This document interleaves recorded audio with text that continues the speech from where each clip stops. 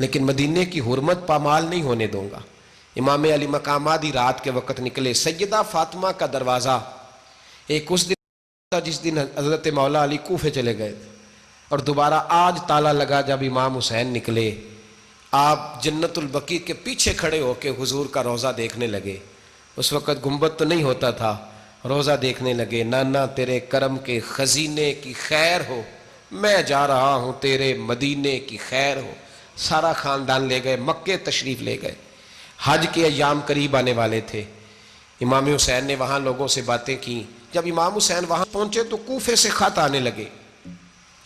کوفہ حضرت علی کا دارالخلافہ تھا، وہاں آپ کے محبین پیار کرنے والے ڈھیروں تھے۔ انہیں خط لکھے کہ حضور آپ چپ کر کے بیٹھے ہوئے ہیں اور ہمارے اوپر یزید مسلط ہو گیا ہے۔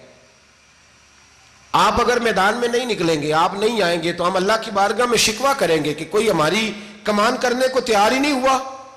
اور وہ خط 1 2 3 نہیں آئے، وہ خط اتنے تھے کہ 3 بوریوں میں بھرے تھے امام حسین نے، 3 بوریوں میں۔ اب مجبوری ہو جاتی ہے، حق کے لیے کئی دفعہ بات کرنا مجبوری ہوتی ہے، اگر نہیں کرے گا تو پھر اس کو بھی قبر میں جواب دینا پڑے گا۔ امام علی مقام رضی اللہ تعالیٰ عنہ نے مکے میں اب لوگوں کو جمع کیا مشورے کے لیے۔ ہر بندے نے کہا حضور وہ بلا تو رہے ہیں پر اپنے وعدوں کے پکے۔ کہا حضور وہ پکے نہیں، آپ نہ جائیں۔ ہر بندے نے کہا حالات ٹھیک نہیں، حالات گراؤنڈ ریالٹی صحیح نہیں۔ یہی مشورہ آج بھی ہر بندہ دیتا ہے، ابھی حالات نہیں۔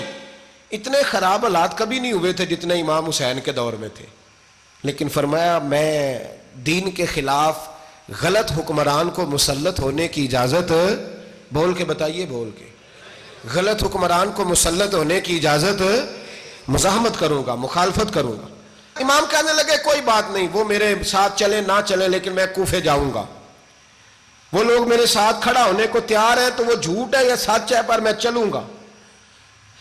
جب امام علی مقام نے اصرار فرمایا تو جو آپ کے قریبی صحابہ کرام کی اولادیں تھی ساری، یہ بھی اب بیماری ہے۔ کچھ لوگ کہتے ہیں جی صحابہ نہیں ساتھ چلے، تو میں کہتا ہوں اہل بیت نبوت کے تو کل افراد 21 تھے، تو 72 میں باقی اولادیں کس کی تھیں؟ وہ ساری صحابہ کی اولادیں تھیں، وہ سارے۔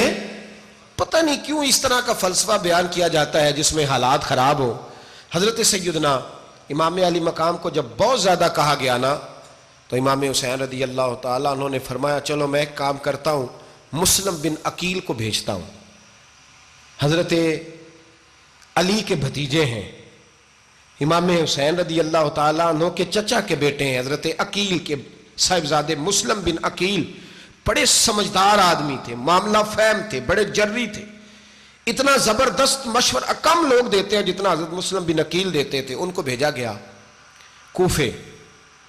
اب اس میں بڑی تفصیل ہے، وہ اپنے 2 بچے بھی لے گئے۔ جب وہ کوفے پہنچے نا تو کوفے پر جناب نعمان بن بشیر کی حکومت تھی، آپ گورنر تھے اور اہل بیت سے بڑی عقیدت رکھنے والے، نرم رویہ۔ عبید اللہ ابن زیاد کوفے کا گورنر نہیں تھا، یہ کسی اور علاقے کا تھا۔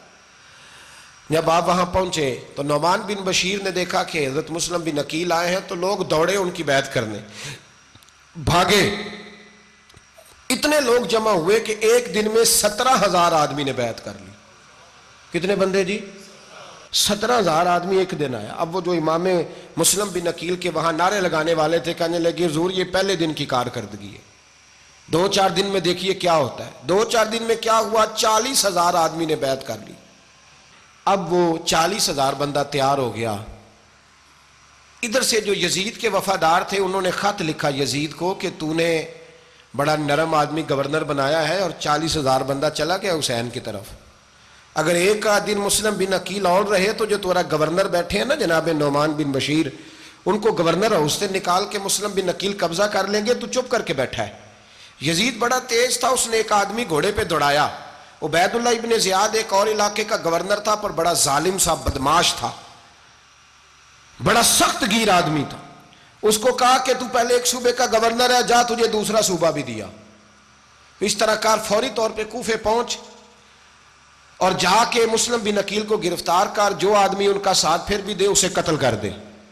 اس نے کیا کیا؟ وہ آدھی رات کو آیا، منہ چھپایا، جبہ پہنا، لوگ سمجھے امام حسین آ گئے۔ بہت سارے لوگوں نے اس کے نعرے بھی لگائے۔ وہ چپکے سے داخل ہوا اندر، اور چپکے سے داخل ہو کے اس نے سب سے پہلا کام یہ کیا کہ نعمان بن بشیر رضی اللہ عنہ کو معزول کیا، کوفے کے گورنر ہاؤس پہ قبضہ کیا۔ پھر اس نے اسی وقت سوئے ہوئے سرکردہ لوگ، جس طرح ایک گاؤں کا چودھری دوسرے کا محلے میں قبیلوں کے جو لوگ تھے چودھریوں کو بلایا، کچھ کو سزائیں دیں، کچھ کو سخت کہا، کچھ کو ان کے عیب گنوائے کہ وہ تمہارا فلانا مسئلہ پھر خراب کر دوں گا، بلیک میل کیا۔ صبح ہونے تک حالات اگر تم نے میرے قابو میں نہ کیے تو یاد رکھنا بڑا مشکل ہوتا ہے حق پہ کھڑا ہونا، بڑی چیزیں لوگوں کو یاد آتی ہیں، اللہ جانتا ہے۔ پہلے کچھ ہوتا ہے، بعد میں معاملہ کچھ ہوتا ہے۔ حضرت مسلم بن عقیل کے ساتھ جس دن عبید اللہ ابن زیاد آیا 40,000 کا لشکر تھا، اگلے دن صبح ہوئی، اگلے دن تو یہ حال ہو گیا کہ آپ جب کوفے کی جامع مسجد میں ظہر کی نماز کے لیے گئے تو 5-7 ہزار آدمی نماز پڑھنے آیا، اور جب مغرب کا وقت آیا تو لوگوں نے چند ہزار لوگ رہ گئے، نماز کی نیت باندھی۔ توجہ کرنا میری بات پہ، ایک مسئلہ بھی سمجھ میں آئے گا۔ لوگوں نے نماز کی نیت باندھی تو حضرت مسلم بن عقیل امامت کر رہے ہیں، ہاتھ باندھے ہوئے ہیں، تو بہت سارے لوگوں نے پیچھے ہاتھ چھوڑ دیے۔ ایک بندے نے دوسرے سے پوچھا وہ ہاتھ کیوں نہیں باندھتے؟ کہنے لگے اگر عبید اللہ ابن زیاد کے کسی بندے نے دیکھ لیا نا تو ہم اسے کہیں گے ہم تو نماز پڑھ ہی نہیں رہے تھے، ویسے ہی کھڑے تھے، ہاتھ ہی نہیں باندھے سرے سے۔ جب نماز کی امامت باندھی تو 10-11 صفیں تھیں۔ جب مسلم بن عقیل